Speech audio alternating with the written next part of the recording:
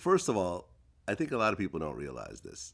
Murder Inc. sold over 30 million albums. Yeah. It We made was a huge label, not just in the United States of America. internationally. What people need to realize is when we did that record I'm Real with J-Lo, I don't know if they was well aware, but Sony's international machine was amazing. So that I'm Real record was not just number one here. It was number one in every country in the planet Earth. And what happened was that energy bled over to Murder Inc. because J-Lo at the time was going like this and repping Murder Inc. So all of that J-Lo international energy transferred over to Murder Inc.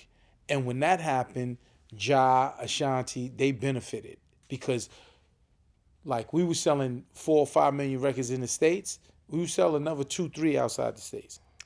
Well, you guys made $500 million Yeah.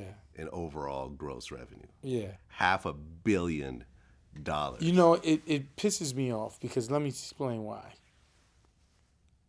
The government stopped me from making the money. When the government came in, at that time, Murder Inc. was doing like over 100 million in billing for like 2 years in a row. Now, I have a joint venture agreement.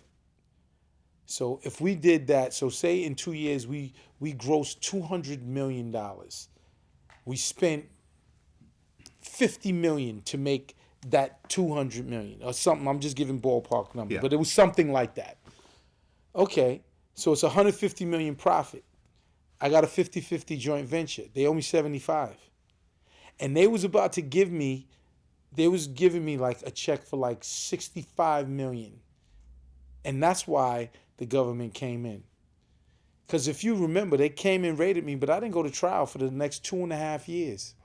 They held the money the whole time. As soon as they raided me, they sent a letter to the Universal Music Group, said if you give Irving Lorenzo $1, you're going to be his co-defendants. So they held the because money. You gave him that money of which he's helping this fucking drug dealer Supreme out. So you're gonna be his co-defendants. So they stopped me from getting probably like $50 to $60 million. Because now what has the Universal Music Group done? Gotti, we can't do nothing with you. We can't give you $1. Look at the letter from the government. And they hid behind that. Well, that was a very strange situation. Because you and Supreme have been friends from way back.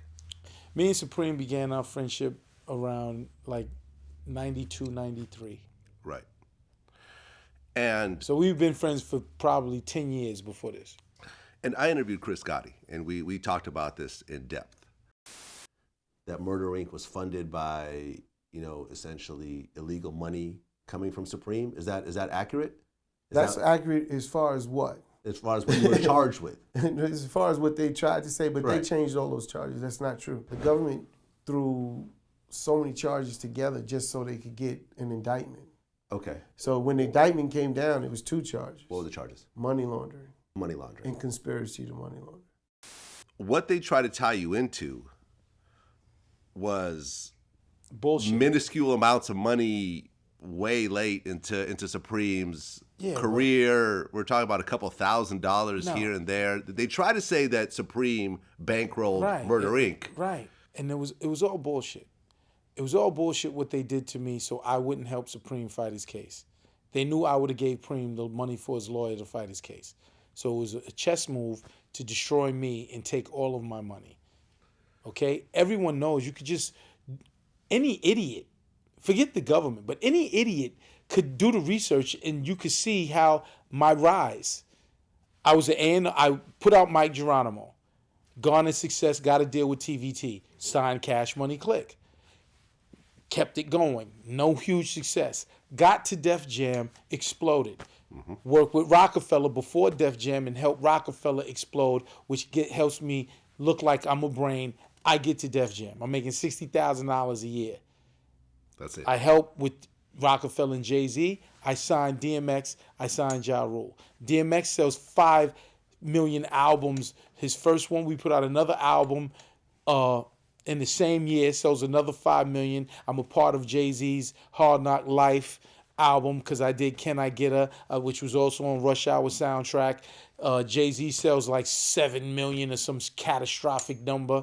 Rush Hour does like 4 million. So if you look at everything I'm a part of back there, I did work with Foxy Brown. She went like 1 million. We do the Belly soundtrack, 1 million. So everything I got is the Midas touch. Yeah. Like thing. They offer me a label deal. I get like $5 million. It's not Preem. Preem has nothing to do with none of this shit. Only thing he has to do with it is he's my friend.